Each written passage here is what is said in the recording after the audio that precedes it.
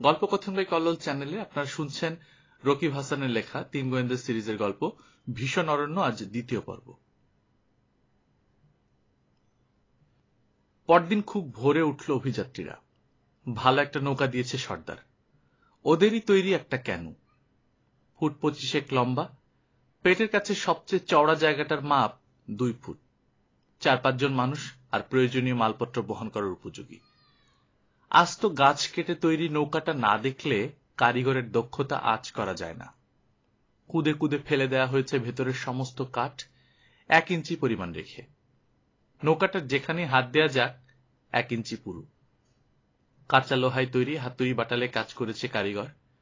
শুধু হাতের আন্দাজে কি করে মাপ ঠিক রাখলো, কোথাও কম বেশি হলো না কিংবা ছিদ্র হলো না, ভাবলে অবাক হতে হয়। নৌকা তৈরির পর তার ভেতরে বাইরে দুদিকেই পুড়িয়ে দেয়া হয়েছে। না, পোড়ানো হয়েছে বললে ভুল হবে, বরং বলা যায় ভালোমতো আগুনের ছ্যাঁকা দেয়া হয়েছে। আলকাতরা তো নেই ইন্ডিয়ানদের, তাই পানি যাতে না লাগে তার জন্য এই ব্যবস্থা। হাঁসের পিঠে পানি পড়লে যেভাবে গড়িয়ে পড়ে যায়, চিহ্ন থাকে না, নৌকাটারও অবস্থা তাই। তবে একটা দোষ আছে, পানিতে দুপাশে গড়ায় খুব বেশি, ভারসাম্য ঠিক রাখা কঠিন। ইন্ডিয়ানদের অভ্যেস হয়ে গেছে, স্বচ্ছন্দে চালিয়ে নিয়ে যায় ওরা। সবচেয়ে খরস্রোতা নদীতে উথাল পাথাল ঢেউয়েও কাত হয় না নৌকা, দিব্যি তরতর করে ছুটে যায়। আমরা অভ্যাস করে নেব, মুসা বলল। নৌকা বাওয়ার ওস্তাদ সে। রকি বিচে যখন ফিরে যাব, বুকে থাবা মেরে হাত নাড়ল। আচার আচরণে খাওয়া দাওয়ায় আমরা তখন পুরোদস্তুর জিভারো ইন্ডিয়ান। কথাবাদ দিয়ে কাজ করো, তাড়া দিলেন তার বাবা। জিনিসপত্রগুলো তোলা দরকার। ছোট ছোট পোটলা করে বাঁধা হলো সমস্ত মাল। খুব সাবধানে সাজিয়ে রাখা হলো নৌকার তলায়। ওজন কোথাও কম বেশি হলে ভারসাম্য নষ্ট হবে। একটা পোটলার উপর আরেকটা এমন ভাবে রাখা হলো প্রয়োজনের সময় যাতে ওগুলো টপকে কিংবা ওগুলোর উপর দিয়ে হামাগুড়ি দিয়ে যাওয়া যায়। যাত্রী কাম মাল্লারা বসে দাঁড় বাওয়ার জন্য মালের ফাঁকে ফাঁকে অনেকখানি জায়গা ছাড়া হলো। ওসব ইন্ডিয়ান ক্যানুতে পাটাতন থাকে না, তাই পাটাতন বসানোর জন্য আড়াআড়ি তক্তা লাগানোরও দরকার পড়ে না। নিজেদের সুবিধার জন্য কয়েকটা তক্তা লাগিয়ে নিল অভিযাত্রীরা। সেগুলোর সঙ্গে শক্ত করে বাঁধল বন্দুক আর ভারী জিনিসপত্র। কোনো কারণে নৌকা উল্টে গেলেও জিনিসগুলো পানিতে হারাবে না। ঠিকই আছে সব, বললেন মিস্টার আমান। এবার ছাড়া যায়। তীরে দাঁড়িয়ে মেহমানদের বিদায় জানালো জিভারোরা। পথ প্রদর্শক হিসেবে একজন জিভারো যোদ্ধাকে অভিযাত্রীদের সঙ্গে দিয়েছে সর্দার। দিনটা ভারী চমৎকার। উজ্জ্বল রোদ, বানরের চেঁচামেচি, টিয়ে আর কাকাতুয়ার ডাকে মুখর হয়ে আছে নদীর 2 তীরের বনভূমি। পশ্চিমে অনেক দূরে সবুজ বনের মাথা ছাড়িয়ে 20,000 ফুট উঠে গেছে সিম্বরাজ পর্বতের বরফ ছাওয়া চূড়া। 2 পাশে তার 2 মহাসাগর, এক পাশে প্রশান্ত আর এক পাশে আটলান্টিক, যেদিকে এগিয়ে চলেছে অভিযাত্রীরা। তীক্ষ্ণ বাঁক নিল নদী। জিভারোদের গ্রাম আড়ালে পড়ে গেল। দুধারেই ঘন জঙ্গল। নদীটা এখানে 100 ফুট চওড়া। কারো সঙ্গে যেন দেখা করার কথা। সময় বয়ে যাচ্ছে, তাই তাড়াহুড়ো করে ছুটে চলেছে টলটলে স্বচ্ছ পানি। সেই সাথে ভাসিয়ে নিয়ে যাচ্ছে নৌকা। 5টা দাঁড়ের কোনো কাজ নেই, নৌকার মুখ সোজা রাখা ছাড়া। দেখো দেখো, চেঁচিয়ে উঠল রবিন। ওপরে তাকালো মুসা। আরে নিচে নিচে, পানির তলায়। গভীরতা কম, পরিষ্কার দেখা যায় তলার বালি। কালো রঙের ছোট ছোট কয়েকটা পাখি খাবার খুঁজছে। পাখিগুলোকে বেশিক্ষণ দেখার সুযোগ হলো না। দ্রুত সরে যাচ্ছে নৌকা। ওয়াটার উজল, জলগায়ক বলতে পারো। পানির তলায় উঠছে, বলল মুসা। উঠছে না, সাঁতরাচ্ছে, শুধরে দিলেন মিস্টার আমান। ওড়ার মতো করেই ডানা ঝাপটায়। শামুক আর পোকা খুঁজছে, দমও রাখতে পারে অনেকক্ষণ। মস্ত কালো একটা ছায়া উড়ে এলো মাথার উপর, ওদের সঙ্গে সঙ্গে চলল। আরে কন্ডোর, বলল মুসা। উত্তেজিত হয়ে উঠল বাকু, তাদের জিভারো গাইড। খুব খারাপ। আমেরিকান শিঙ্কনা ব্যবসায়ীদের কাছে ভাঙা ভাঙা ইংরেজি শিখেছে সে। বিচিত্র ভঙ্গিতে মাথার উপর হাত বোলালো, অশুভ শক্তিকে ঠেকালো যেন। কুসংস্কার, রবিন বলল। জিভারোদের বিশ্বাস কন্ডোর মানে অশুভ সংকেত। মরার গন্ধ পেলে কিংবা কোনো অঘটন ঘটবে বুঝলে নাকি হাজির হয় ওরা। খাইছে তাই নাকি? ভূতের ভয় মুসার বরাবর .22 রাইফেলের দিকে হাত বাড়ালো। ব্যাটাকে শেষ করে দেয় ভালো। বাধা দিলেন মিস্টার আমান। .22 গুলিতে ওর কিচ্ছু হবে না, গুলি নষ্ট করবে শুধু শুধু। খাওয়া যায় না?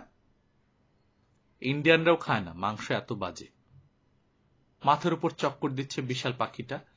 এক ডানার মাথা থেকে আরেক ডানার মাথা 10 ফুটের কম নয়। বিড়বিড় করল মুসা, আরে বাপরে কত বড়! এটা তো ছোটই, বলল কিশোর। এর চেয়ে অনেক বড় হয়। দুনিয়ার বৃহত্তম উড়ুক্কু পাখি কন্ডর, যেমন বড় তেমন ভারী, অথচ অন্য সব পাখির চেয়ে বেশি উপরে উঠতে পারে না। না খেয়ে কাটিয়ে দিতে পারে একটানা 40 দিন, আর খাবার পেলে একবারই খেয়ে ফেলে 8-10 কেজি। শুনেছি আস্ত ছাগল ভেড়া নাকি তুলে নিয়ে যায়, মানুষের বাচ্চাও।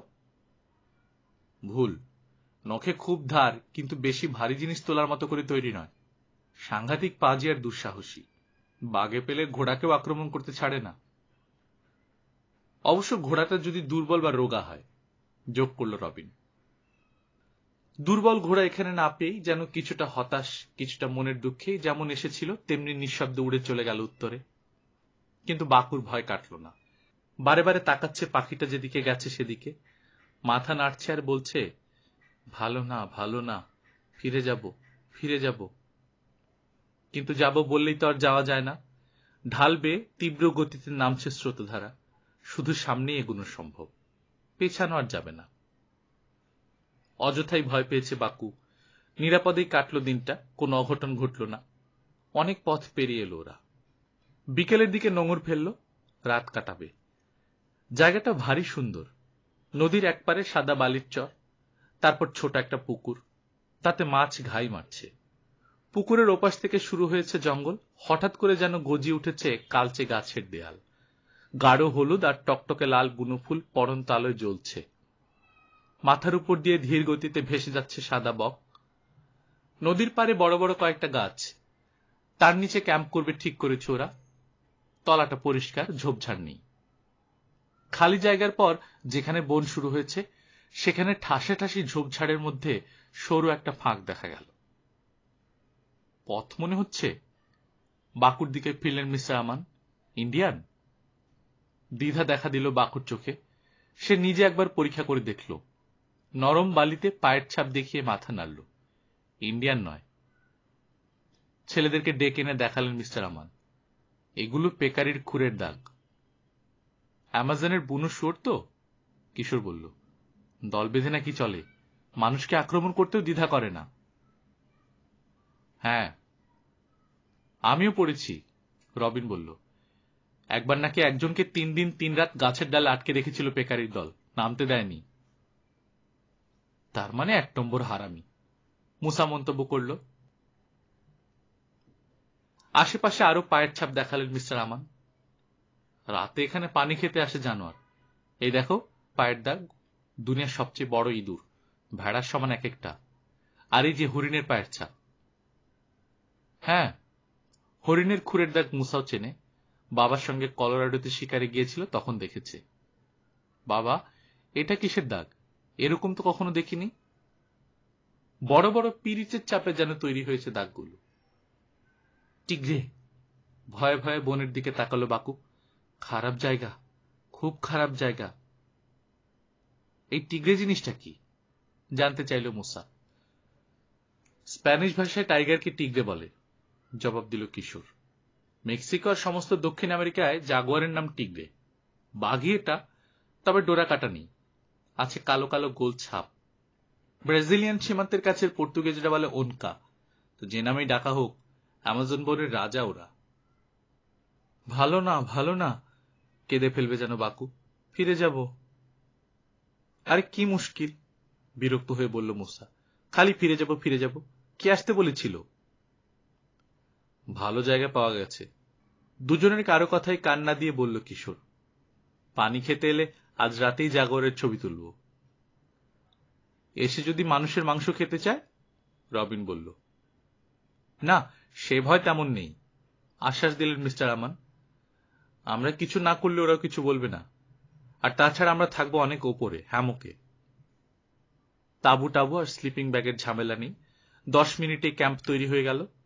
প্রয়োজনের অতিরিক্ত একটা জিনিসও জঙ্গলে সঙ্গে নেয় না অভিজ্ঞ শিকারীরা। নিলে শুধু বোঝাই বাড়ে, চলার অসুবিধে হয়, কাজে তেমন লাগে না। মোট 4টে হ্যামক টানানো হয়েছে। হ্যামক এক ধরনের বিছানা। অ্যামাজন জঙ্গলের ইন্ডিয়ানরা তো বটেই, দক্ষিণ আমেরিকার শহর অঞ্চলের অনেক বাড়িতেও হ্যামকে একমাত্র বিছানা। দেয়ালে শুধু দেখা যাবে লোহার হুক গাঁথা। রাতে লিভিং রুম হয়ে যাবে বেডরুম। ওই হুক থেকেই ঝুলবে ঝুলন্ত বিছানাগুলো। জায়গা নষ্ট হয় না, বাড়তি বিছানা বিছিয়ে রাখার ঝামেলা নেই। মেহমান এলে কোথায় শোয়ানো যায় ভেবে যন্ত্রণা পাওয়ার কারণ নেই। সঙ্গে করে নিয়ে আসে যার যার হ্যামক। জিনিসটা অনেকটা ইজি চেয়ারে শোয়ার মতো। ওই রকমই এক টুকরো কাপড় ঝুলিয়ে বিছানা হয়ে যায়। বাড়িঘরে যেগুলো ব্যবহার হয় ওগুলোর 4 কোণায় 4টে ফাঁস থাকে।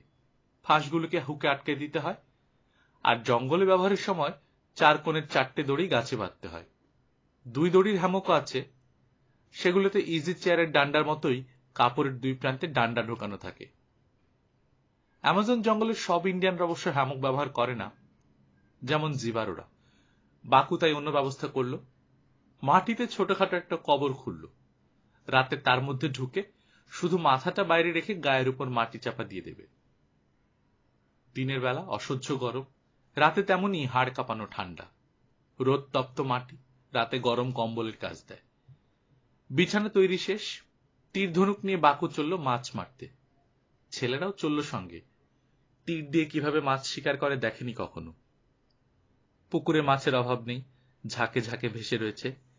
দেখতে দেখতে গোটা 2 বেশ ভালো সাইজের মাছ ধরে ফেলল বাকু। 5 জনেরই চলবে। শিকার নিয়ে ক্যাম্পে ফিরে এলো ওরা। আগুন ধরিয়ে ফেলেছেন মিস্টার আমান। শুকনো ডালপাতা ফেলতেই দাও দাও করে জ্বলে উঠল। রাত্রে বসল বাকু। ইন্ডিয়ান রান্না। নদীর পাড় থেকে পরিষ্কার কাদা তুলে এনে 2টো মাছের গায়ে পুরো করে মাখালো। বড় বড় 2টো কাদার পিণ্ড হয়ে গেল। কয়লার গনগনে আগুনে ফেলে দিল ওগুলো। তারপর বস্তা থেকে আলু বের করে মাছের মতো একইভাবে কাদা মাখালো। ওগুলো ফেললো আগুনে। কাদা শুকিয়ে শক্ত হয়ে গেল এক সময়। তারপর পিণ্ডগুলোকে আগুন থেকে বের করে পিটিয়ে কাদার আস্তরণ ভাঙল বাকু। ছুরি দিয়ে কেটে মাছ আর আলু বেড়ে দিল সবার পাতে। ভোজন রসিক মুসা আমানকেও স্বীকার করতেই হলো, চমৎকার রান্না, ভালো স্বাদ। রাত নেমেছে, আর বসে থেকে লাভ নেই। হ্যামকে উঠল অভিযাত্রীরা। বাকু গেল তার কবরে। হ্যামকের উপর ঝোলানোর জন্য মশারি আছে, কিন্তু সেগুলো খোলার দরকার হলো না। মশা নেই এখানে, তবে বিষাক্ত কীট, এই যেমন পিঁপড়ে, শতপদী, বিচ্ছু, এসব আছে তার।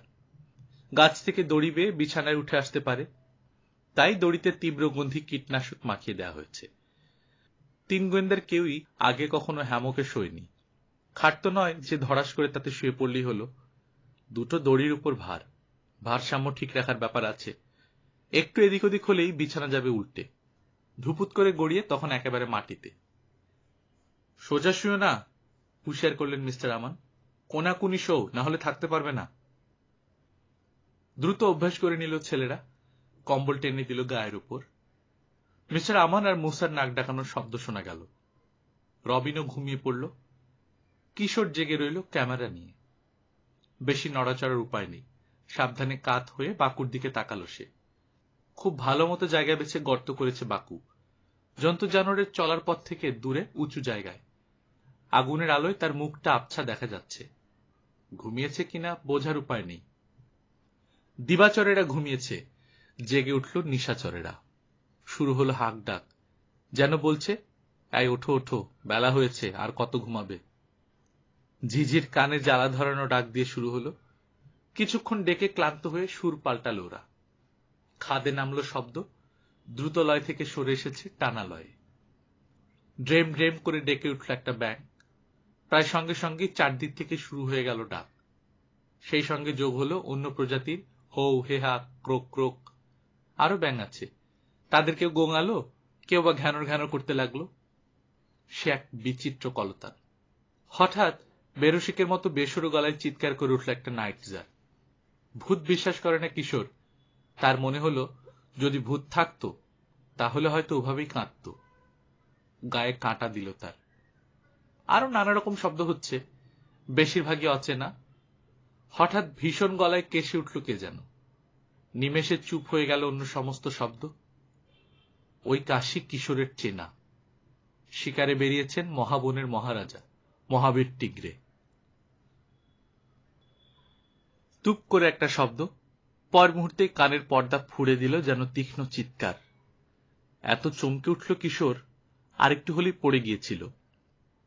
টর্চের আলো ফেলল মাটিতে। মিস্টার আমান জেগে গেছেন, রবিনও। আরো দুটো টর্চ জ্বলে উঠল। আবার বুনো চিৎকার। মুসার গলা মনে হচ্ছে। জাগুয়ারে ধরল না তো? কিন্তু কই, কাউকেই তো দেখা যাচ্ছে না। বাঁচাও বাঁচাও করে চেঁচিয়ে উঠল মুসা। তিনটে আলো একসঙ্গে ঘুরে গেল সেদিকে। পাগল হয়ে গেছে যেন মুসা। জঙ্গলি নৃত্য জুড়েছে। শরীরের যেখানে সেখানে খামচি মারছে, থাপ্পড় মারছে। টেনে ছিঁড়ে খুলে ফেলল শার্ট, প্যান্ট, গেঞ্জি। জাঙ্গিও গায়ে রাখতে পারল না, একেবারে দিগম্বর। সেই অবস্থাতেই নাচানাচি, ঘাম চকচকে কালো শরীর। সে এক দেখার মতো দৃশ্য। এই কিছু করো, কেঁদে ফেলবে যেন মুসা। লাফিয়ে হ্যামক থেকে নামলেন মিস্টার আমান। আলো ফেললেন মুসার কাছাকাছি মাটিতে। সরো, জলদি সরো ওখান থেকে, খেয়ে ফেলবে তো। কালো একটা সারিয়ে গিয়ে চলেছে, পিলপিল করে, ফুটখানেক চওড়া। শুরুও নেই, শেষও নেই। কি জিজ্ঞেস করল রবিন। সৈনিক পিঁপড়ে, জবাব দিল কিশোর। দেখো দেখো, অফিসারগুলোকে দেখো। ওদের সম্পর্কে পড়েছে রবিন। মাঝে মাঝে মাইল খানেকেরও বেশি লম্বা হয় এক একটা দল। চলার পথে জীবন্ত কিচ্ছু রাখে না, খেয়ে সাফ করে ফেলে। ভালো করে তাকালো দলটার দিকে। শাড়ির পাশে ছোটাছুটি করছে কিছু পিঁপড়ে। সামনে দৌড় দিচ্ছে, পেছনে যাচ্ছে। মনে হয় দলছুট, কিন্তু আসলে তা নয়। খবরদারি করছে সৈনিকদের। অগ্নিকুণ্ড থেকে জ্বলন্ত একটা চেলাকাঠ তুলে নিলেন মিস্টার আমান। চুপচাপ দাঁড়িয়ে থাকতে বললেন মুসাকে। বললেই কি আর চুপ থাকা যায়? তবু সাধ্যমতো স্থির রইল মুসা। পিঁপড়ের গায়ে জ্বলন্ত কয়লা ঠেসে ধরলেন মিস্টার আমান। শক্ত ধারালো বিশাল চোয়াল মাংসে গভীরভাবে ঢুকিয়ে কামড়ে ধরে আছে পিঁপড়ে। গরম ছ্যাঁকা লাগতেই চোয়াল খুলে খসে পড়ছে। দু চারটা ছ্যাঁকা মুসার চামড়াতেও লাগছে, কিন্তু কামড়ের জ্বলুনি চেতে ছ্যাঁকার জ্বালা অনেক কম। টেনে খামচে অনেকগুলো শরীর ছিঁড়ে ফেলেছে মুসা। চোয়ালগুলো গেঁথে রইল গায়ে। ওগুলো খোলাই মুশকিল হল। ছুরির মাথা দিয়ে খুঁচিয়ে খুঁচিয়ে অতি সাবধানে একটা একটা করে চোয়াল তুললেন মিস্টার আমান। তারপর ওষুধ লাগিয়ে দিলেন আহত জায়গাগুলোতে। ছোপ ছোপ দাগ পড়েছে। বিচিত্র আলপনা যেন কাটা হয়েছে মুসার শরীরে। মুখ টিপে হাসল কিশোর ও রবিন, অবশ্যই অন্যদিকে চেয়ে। যাও, কাপড় পরে ফেলো। হ্যামক থেকে নামলে কেন? নামিনি তো, পড়ে গিয়েছিলাম। ইংলিশগুলো যাওয়ার আর জায়গা পেল না, একেবারে আমার নিচ দিয়েই। আচ্ছা, বাকুকে ধরল না কেন? তাই তো, উত্তেজনায় তার কথা সবাই ভুলেই গিয়েছিল। আলো ফেলা হলো। কবরটা আছে, কিন্তু বাকুর মাথাটা নেই। খেয়ে ফেলল নাকি? না, খায়নি। কবরের ওপর দিয়ে যাচ্ছে পিঁপড়ে। আশেপাশে ছড়িয়ে পড়ে কিলবিল করছে কিছু। বাকুর মাথাটা যেখানে ছিল সেখানে সামান্য ফুলে আছে মাটি। তার মানে মুখটাও মাটির তলায় নিয়ে গেছে। আহত জায়গায় ডলল মুসা। ইস, কামড়ও মারে, যা জ্বালা। জানো, ওই পিঁপড়ে দিয়ে শরীরের কাটা সেলাই করে ইন্ডিয়ানরা, বললেন মিস্টার আমান। কাটার দুটো ধার টিপে এক করে সেখানে কামড়াতে দেয় পিঁপড়েকে। চোয়াল মাংসে গভীর হয়ে গেঁথে গেলে টেনে শরীরটা ছিঁড়ে ফেলে। আটকে থাকে চোয়াল। কাটা জায়গায় শুকিয়ে জোড়া না লাগার আগে আর খোলে না। জানি, মাথা ঝাঁকালো কিশোর। মুসা তো ছোট দলের সামনে পড়েছে। বড় দলগুলো যখন যায় সাফ করে ফেলে সব। সামনে গ্রাম পড়লেও পথ পরিবর্তন করে না। হ্যাঁ, গ্রামের উপরই চড়াও হয়। পিঁপড়ের বিরুদ্ধে কিছুই করার নেই, গ্রাম ছেড়ে পালায় ইন্ডিয়ানরা। জঙ্গলে নিরাপদ জায়গায় সরে যায়। তবে পিঁপড়ের সামনে যাদের গ্রাম পড়ে তারা ভাগ্যবান। ফিরে এসে দেখে সব পরিষ্কার। পোকা মাকড়, সাপ, ব্যাঙ, সব সাফ। শেষ হলো দল। কবরের উপর দিয়ে ধীরে ধীরে চলে গেল লেজটা। কিভাবে জানি জেনে গেল বাকু। মাটি সরিয়ে আস্তে করে উকি দিল উপরে। হ্যামকে উঠল আবার সবাই। খুব সাবধানে রইল এবার মুসা। হই হট্টগোলে জন্তু জানোয়ারের আনাগোনা থেমে গিয়েছিল কিছুক্ষণের জন্য। আস্তে আস্তে শুরু হলো আবার। চুপ করে পড়ে আছে কিশোর। আশা যদি এ পথে কেউ আসে। তবে সে ব্যাপারে সন্দেহ আছে যথেষ্ট। যা হইচই হয়েছে, মাথামোটা গরু না হলে এ পথে পানি খেতে আসার কথা নয় আজ কারো। কিন্তু গরু সব জায়গাতেই আছে, অ্যামাজনের জঙ্গলেও।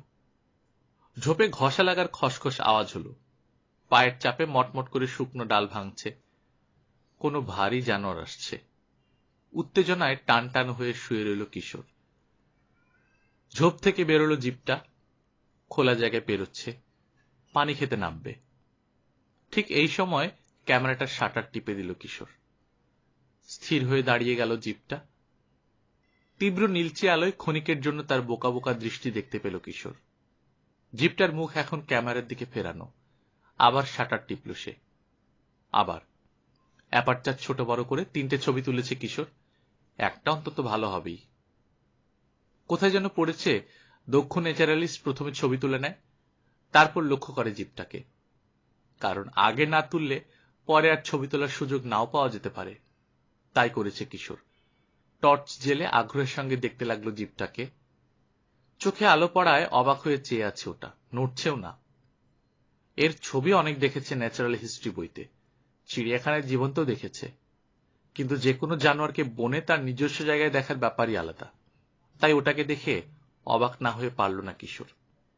দক্ষিণ আমেরিকার সবচেয়ে বড় বুনো জানোয়ার তাপির। সামনে যেটা রয়েছে 140 কেজির কম হবে না, অনুমান করল কিশোর। ফুট 5 উঁচু, লম্বা প্রায় 6 ফুট। বিভিন্ন জানোয়ারের দেহের নানা অংশ জোড়া দিয়ে যেন তৈরি হয়েছে। শরীরটা বিশাল এক শুয়োরের। ঘাড়ে ঘোড়ার কেশর আর মুখের উপর ছোটখাটো হাতির একখানা সুর।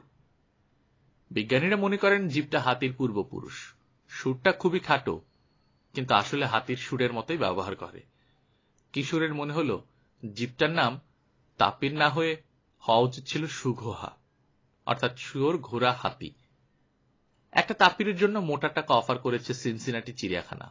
ধরতে পারলে কাজই হয়। ধরাও হয়তো যায়, কিন্তু খুব কঠিন কাজ।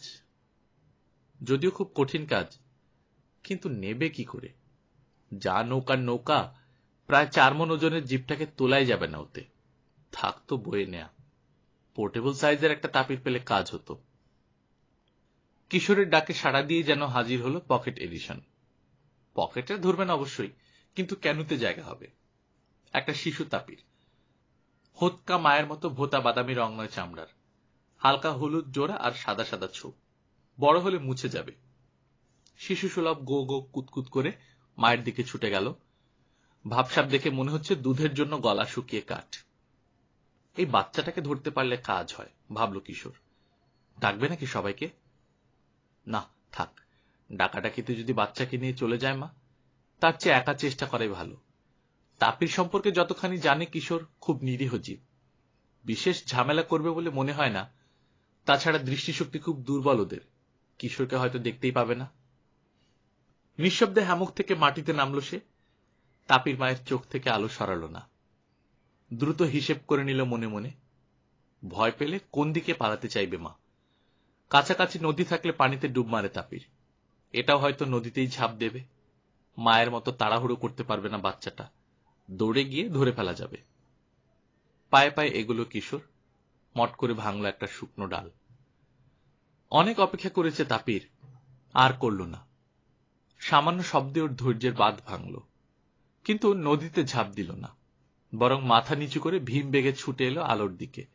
ভুলেই গিয়েছিল কিশোর, নিরীহ মাতাও সন্তানকে রক্ষা করার সময় ভীষণ হয়ে ওঠে। চেঁচিয়ে উঠল মা।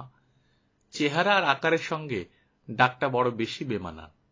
মেঘের মতো গুড়গুড় নয়, কিংবা হাতি বা গন্ডারের মতো খনখনেও নয়। খ্যাপা ঘোড়ার মতো তীক্ষ্ণ চিচি করে উঠল। শেষ হলো টানালয়ে, শীষের মতো শব্দে। বিচিত্র জানোয়ারটা সবকিছুই অদ্ভুত। সবাই জেগে গেল। লাফিয়ে হ্যামক থেকে নামলেন মিস্টার আমান। রবিন আর মুসাও নামল। কবর থেকে উঠে এলো বাকু। প্রথম বসন্তের সাড়া পেয়ে গর্ত থেকে বেরোলো যেন সজারু। তেমন করেই গা ঝাড়া দিয়ে মাটি ফেলল শরীর থেকে। কেউ কিছু করার আগেই কিশোরের কাছে পৌঁছে গেল 4 মণি দানবটা। টর্চ ফেলে দিয়েছে কিশোর। একটাই উপায় দেখল বাঁচার। লাফ দিয়ে মাথার উপর একটা ডাল ধরে উঠে যেতে চাইল, কিন্তু ভার সইল না। ডাল ভাঙল। তাপিরের পিঠের উপর হাত পা ছড়িয়ে পড়ল সে। পতন রোধ করার জন্য ঘাড়ের কেশর আঁকড়ে ধরল। চকিতে মনে পড়ে গেল কথাটা। তাপিরের বড় শত্রু জাগুয়ার। পিঠে চেপে গলায় নখ বসিয়ে আঁকড়ে ধরে। তাপির তখন ছুটে যায় ঘন কাটা ঝোপের দিকে, কিংবা নিচু মোটা ডালের দিকে। তলা দিয়ে ছুটে যায় তীব্র গতিতে। শক্ত ডালে বাড়ি লেগে অনেক সময় ছাতু হয়ে যায় জাগুয়ারের মাথা। ছিটকে পড়ে রক্তাক্ত থেতলানো দেহটা। কিশোর জাগুয়ারের মতো জিপটার পিঠে চেপেছে। এখানে কাটা ঝোপ নেই, তবে নিচু ডাল অনেক আছে। সেরকম একটা ডালের দিকে ছুটছে তাপির। আতঙ্কিত হয়ে পড়ল সে। আপনা আপনি কেশর থেকে খুলে এলো আঙ্গুলগুলো, মাটিতে গড়িয়ে পড়ে গেল। গতি রুখতে পারছে না তাপিরটা, ছুটে যাচ্ছে। হাঁপ ছাড়ল কিশোর। যাক, অল্পের উপর দিয়ে গেছে। কিন্তু এই কথা ভেবে আরেকটা ভুল করল। নিরীহ মাতাও ক্রুদ্ধ হলে কতখানি ভয়ঙ্কর হয়ে ওঠে তাপিরটা তাই বুঝিয়ে দিল। কয়েক গজ এগিয়ে ব্রেক কষে দাঁড়ালো সে। তারপর চোখের পলকে ঝটকা দিয়ে ঘুরল। এত মোটা থলথল একটা শরীর নিয়ে যেভাবে ঘুরল, অবাক না হয়ে পারা যায় না। যেন ছুটে এলো কালবৈশাখীর ঝড়, সেই সঙ্গে একটানা তীক্ষ্ণ শীষ। কিভাবে খাড়া হলো কিশোর বলতে পারবে না। গুতো লাগে লাগে এই সময় ঝাঁপ দিয়ে পড়ল একপাশে। কয়েক গজ গিয়ে আবার ঘুরল জানোয়ারটা, আবার ছুটে এলো। পুরোপুরি গন্ডারের স্বভাব। শত্রুকে শেষ না করে স্বস্তি নেই। একসাথে দুটো টর্চের আলো এসে পড়ল তাপিরের চোখে মুখে। গর্জে উঠল রাইফেল। থরথর করে কেঁপে উঠল বনভূমি। .270 ক্যালিবারের উইনচেস্টার রাইফেল থেকে বেরোনো 130 গ্রেন এক্সপ্যান্ডিং বুলেটের প্রচন্ড আঘাতে প্রায় উল্টে পড়ল ভারী জিপটা। লাফিয়ে উঠে দাঁড়ালো কিশোর। বাচ্চাটা কোথায়? এদিক ওদিক তাকালো সে। ওই তো মায়ের দিকে ছুটে যাচ্ছে। ঝাঁপিয়ে পড়ল গিয়ে নিথর দেহটার উপর। মাঝে মারা গেছে বুঝল না। সুরের মতো নাক দিয়ে গুঁতো মারতে লাগলো মায়ের পেটে। মনে করলো বুঝি ঘুমিয়ে পড়েছে। ওরকম তো প্রায় ঘুমোয় মা। তখন আরামসে শুয়ে শুয়ে দুধ খায় সে। এখনো তাই করল। নিজের চুল ছিঁড়তে ইচ্ছে হলো কিশোরের। এ কি করল সে? তার দোষেই তো মা হারা হলো অতটুকু দুধের বাচ্চা। সবাই নিস্তব্ধ হয়ে দেখছে। কিশোর চুপ, রবিন স্থির। রাইফেলে ভর দিয়ে দাঁড়িয়ে আছেন মিস্টার আমান। ছুটে গিয়ে হাঁটু গেড়ে এতিম বাচ্চাটার পাশে বসে পড়ল মুসা। আস্তে করে ওটার মখমলের মতো মসৃণ চামড়ায় হাত বুলিয়ে দিয়ে বলল, ভাবিস নে খোকা, দুঃখ করিস নে। মা তো চিরকাল কারো বেঁচে থাকে না। খুব ভালো চিড়িয়াখানায় নিয়ে যাব তোকে। ভালো ভালো খাবার খেতে দেবে। তোর একলার জন্যই চমৎকার একটা সুইমিং পুল বানিয়ে দেবে। সেখানে জাগুয়ারের ভয় নেই। তোকে আমরা মরতে দেব না কিছুতেই। পরদিন সকালে আবার নৌকা ভাসাল ওরা। ধীরে ধীরে বাড়ছে স্রোত, ঢালু হচ্ছে নদী। খানিক পরেই বোঝা গেল কারণটা। সামনে জলপ্রপাত। কাজেই বয়ে নিতে হলো নৌকার মালপত্র। জলপ্রপাতের নিচ থেকে আবার শুরু হয়েছে নদী। প্রথমে মালগুলো বয়ে এনে নদীর পাড়ে রাখলো ওরা। তারপর নৌকাটা বয়ে নিয়ে এলো। আবার ভাসলো পানিতে। মাল সাজিয়ে রেখে নৌকায় উঠল সবাই, বাকু বাদে। পাড়ে দাঁড়িয়ে আছে বাকু। দৃঢ় কণ্ঠে ঘোষণা করল, ফিরে যাব। বোঝাতে চাইলেন মিস্টার আমান। তর্ক করলেন, কিন্তু লাভ হল না। বাকুর এক কথা, ফিরে যাবে। তার চেনা অঞ্চল এখানেই শেষ। জলপ্রপাতের পর কি আছে জানে না সে, যায়নি কখনো। কোন রহস্যময় আতঙ্ক লুকিয়ে আছে ওখানে। লোকজনকে চেনে না, শুধু শুনেছে ওখানকার লোকেরা নাকি খুব খারাপ। নদীর ধার বরাবর উজানে হেঁটে গেলে তার গায়ে পৌঁছতে 2 দিন লাগবে। পাওনা টাকা মিটিয়ে দিলেন মিস্টার আমান। কিছু খাবার দিতে চাইলেন, নিল না বাকু। হেসে কাঁধে ঝোলানো ধনুকটা চাপড়ে দিল। আমি খাবো। খাবার অভাব হবে না তার। নদী আর বন থেকে জোগাড় করে নিতে পারবে। নৌকাটা বেশি পানিতে ঠেলে দিল বাকু। দাঁড়িয়ে রয়েছে। বন্ধুদের চলে যেতে দেখে যেন খারাপ লাগছে তার। এক টানে ক্যানোটাকে নদীর মাঝখানে নিয়ে এলো স্রোত। ভাসিয়ে নিয়ে চলল। হাত নেড়ে জিভারো ভাষায় গুড বাই জানালো বাকু। তারপর ঘুরে দাঁড়ালো। উঠতে শুরু করলো প্রপাতের ধারের পাথুরে ঢাল বেয়ে। উপরে উঠে ফিরে তাকালো আবার। আরেকবার হাত নাড়ল। তারপর লম্বা লম্বা পা ফেলে হারিয়ে গেল বনের ভেতর। নিজেদের বড় একা মনে হলো অভিযাত্রীদের। একজন মাত্র চলে গেছে। ওরা রয়েছে 4 জন, অথচ একা লাগছে। ভারী অদ্ভুত। বারবার প্রপাতের দিকে ফিরে তাকাচ্ছে। এই জঙ্গল, এই প্রকৃতি ওদের অচেনা। বাকু যতক্ষণ ছিল কিছুটা ভরসা অন্তত ছিল। এমন এক জায়গায় রয়েছে ওরা যেখানে সভ্য মানুষ আসেনি, ওরাই প্রথম। সেজন্য কিছুটা গর্ববোধ করছে। কথা শুরু করল মুসা। নাকু খেতে চাইছে। সুরের মতো লম্বা নাকের জন্য তাপিরের বাচ্চার নাম রেখেছে কিশোর নাকু। খায় কি? রবিনের প্রশ্ন। কি আর খাবে? কিশোর বলল, লতা পাতা, মূল, রসালো শাকসবজি। তবে বাচ্চাদের বোধহয় দুধ দরকার। দুধ পাবো কোথায়? কচি ঘাসই খাওয়াতে হবে। দাঁড় বেয়ে নৌকা তীরে নিয়ে এলো ওরা। বালিতে ঘ্যাচ করে নৌকার তলা লাগতেই তীরে নামলো মুসা। ঘাসের অভাব নেই। ভালো দেখে 2 মুঠো ছিঁড়ে নিল, বাড়িয়ে দিল নাকুর মুখের কাছে। নাক ফিরিয়ে নিল নাকু। খাবে না। জ্বালাবে দেখছি, চিন্তিত কণ্ঠে বললেন মিস্টার আমান। আরেকবার ঘাস খাওয়ানোর চেষ্টা করল মুসা।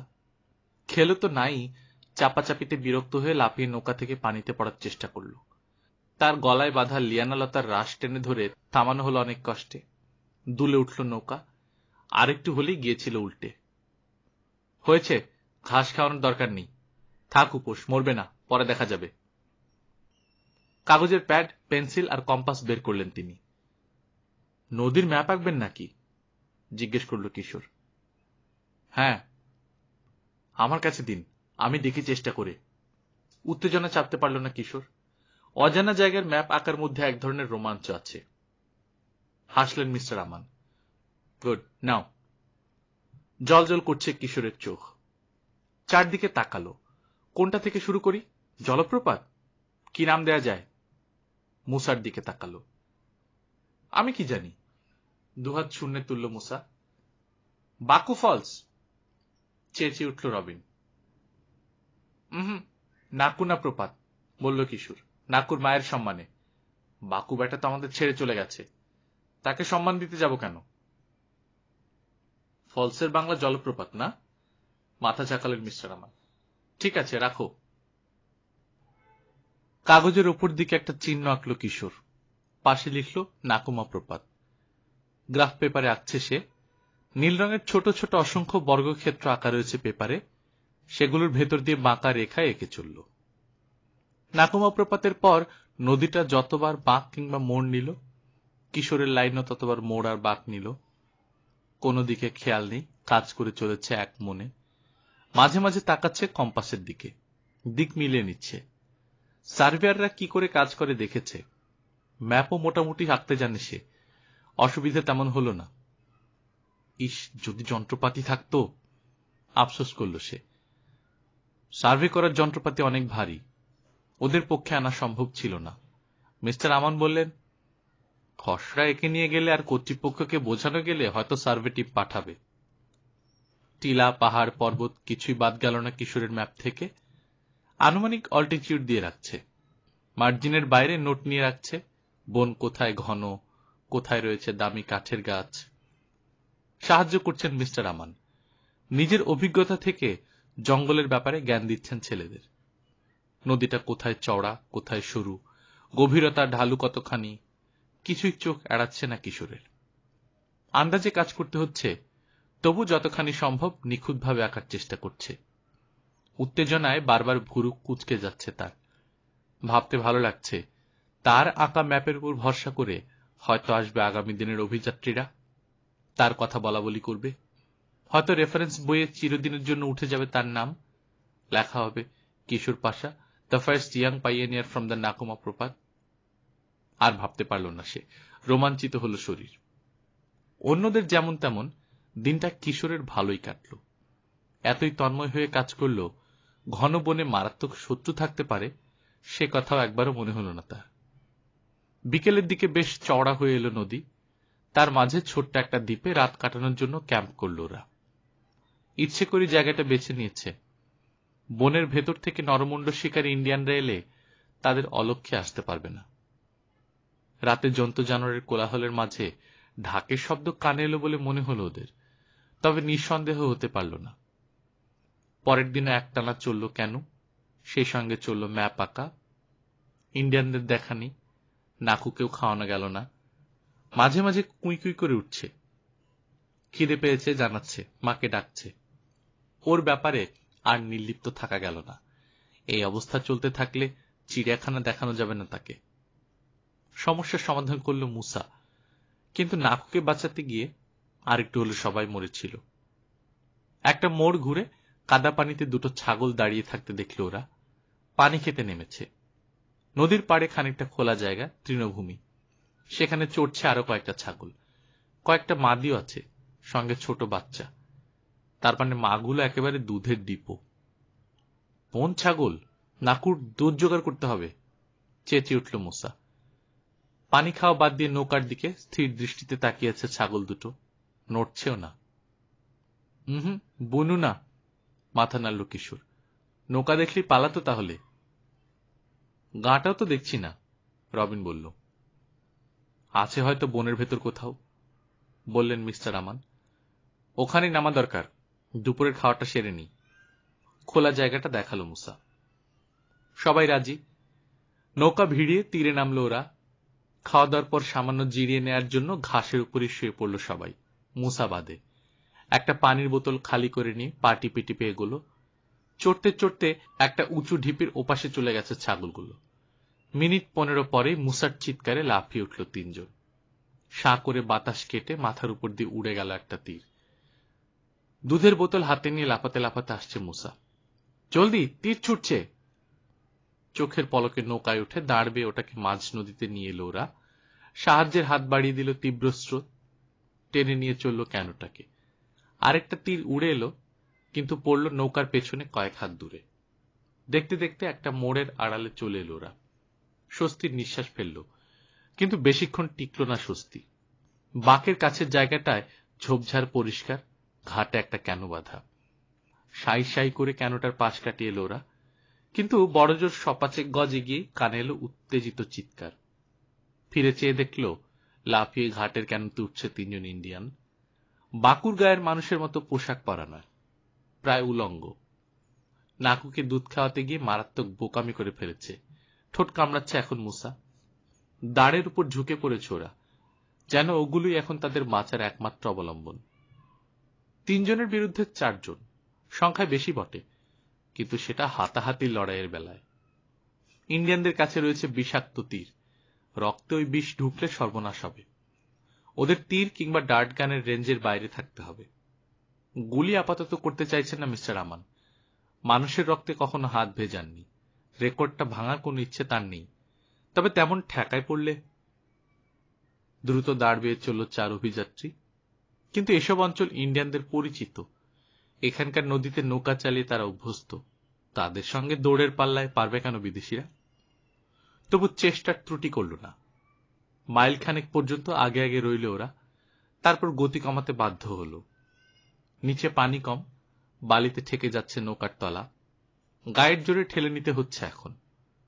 প্রায় উড়ে চলে এলো ইন্ডিয়ানদের কেনু। রেঞ্জের মধ্যে পেয়ে গেছে। একজন দাঁড় ফেলে দিয়ে 7 ফুট লম্বা এক ধনুক হাতে খাড়া হয়ে গেল।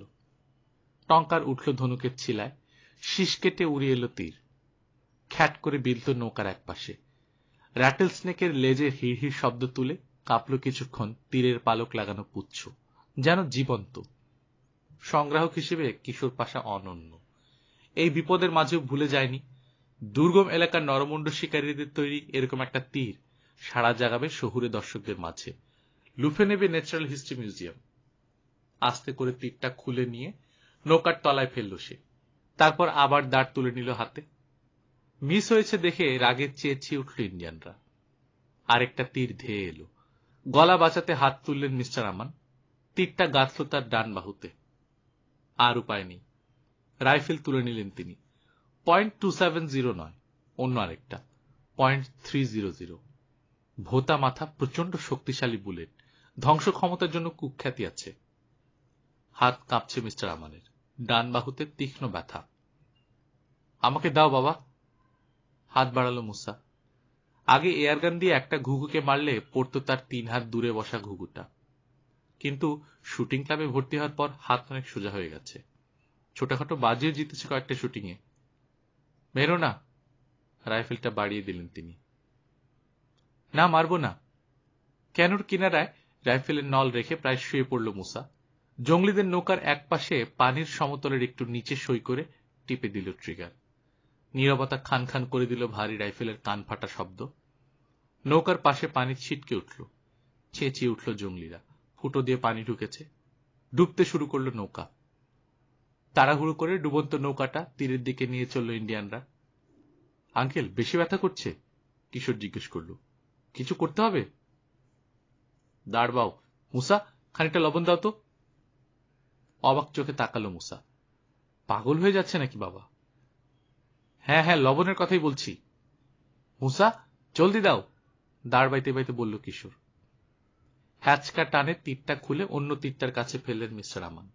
দুটো তীরের মাথাতেই কালচে আঠা মতো জিনিস মাখানো, কিউরিয়ার বিষ। আস্তিন গুটিয়ে ওপরে তুলে দিলেন তিনি। সামান্য ক্ষত, কিন্তু যেটুকু হয়েছে তাই যথেষ্ট। বিষ ঢুকছে শরীরে, বেশি ঢুকলে কয়েক মিনিটের মধ্যেই মৃত্যু ঘটাবে। ইন্ডিয়ানরা লবণ বিশেষ খায় না, জন্তু জানোয়াররা তো আরো কম খায়, তাই তাদের শরীরে কিউরিয়ার বিষ ক্রিয়া করে বেশি। কিন্তু লবণ খেকো শহুরে মানুষকে কতখানি কাবু করতে পারবে বলা যাচ্ছে না। ছুরি দিয়ে কেটে ক্ষতটা বড় করলেন মিস্টার আমান। তাতে লবণ ডলতে শুরু করলেন। খানিকটা লবণ মুখে ফেলে পানি দিয়ে গিলে নিলেন। তোমরা বাও, থেমো না, আমি আর বুঝতে পারছি না। প্রচন্ড ক্লান্তি বোধ করছেন তিনি। নৌকার তলায় শুয়ে পড়লেন লম্বা হয়ে। নৌকা তীরে ভেড়াবো আঙ্কেল? ভালো মতো শুতে পারবেন? উদ্বিগ্ন কণ্ঠে জিজ্ঞেস করল রবিন। না না, ও কাজ করো না, জলদি ভাগতে হবে এখান থেকে। ভেবো না, আমি ঠিক হয়ে যাব। দেহের স্নায়ু আর মাংসপেশির যোগাযোগ নষ্ট করে দেয় কিউরিয়ার। ফলে আজকাল ইউরোপ আমেরিকার বড় বড় হাসপাতালে ব্যবহার হচ্ছে এই জিনিস, রোগীর পেশির পীড়ন দূর করে তাকে ঘুম পাড়ানোর জন্য। মিস্টার আমানেরও ভীষণ ঘুম পাচ্ছে। কতখানি বিষ ঢুকেছে শরীরে বোঝা যাচ্ছে না। ঘুম থেকে জাগবেন তো? মাথা আর ঘাড়ের মাংসপেশি প্রথমে অসাড় হবে, হলেও তাই। মাথা ঘোরাতে পারছেন না মিস্টার আমান। ধীরে ধীরে নিচের দিকে নামছে অসাড়তা। কষ্ট হচ্ছে, ছড়িয়ে পড়ছে বুকে, পিঠে, বক্ষপিঞ্জরের ফাঁকে ফাঁকে মাংসপেশিতে। শ্বাস নিতে কষ্ট হচ্ছে, কিন্তু যত ব্যথাই করুক, অসুবিধে হোক, জোর করে শ্বাস টানতে হবে। ফুসফুসকে বাতাস শূন্য হতে দেওয়া চলবে না কিছুতেই, তাহলে নিশ্চিত মৃত্যু। অবস্থা কতখানি সঙ্গীন কিছুটা বুঝতে পারছে রবিন। কিশোর পারছে পুরোপুরি। কিউরিয়ারের মারণ ক্ষমতার কথা ভালো মতোই জানা আছে তার। মুসা জানে না। মুখ খুলতে যাচ্ছিল রবিন, কিন্তু চোখ টিপে তাকে নিষেধ করল কিশোর। ভয় পেয়ে যাবে মুসা। যা হওয়ার হয়ে গেছে, এখন তাদের কিছুই করার নেই। জঙ্গলিদের চেঁচামেচি কানে আসছে, বাড়ছে আস্তে আস্তে। তার মানে লোক জড়ো হচ্ছে। যত তাড়াতাড়ি সম্ভব সরে যেতে হবে দূরে।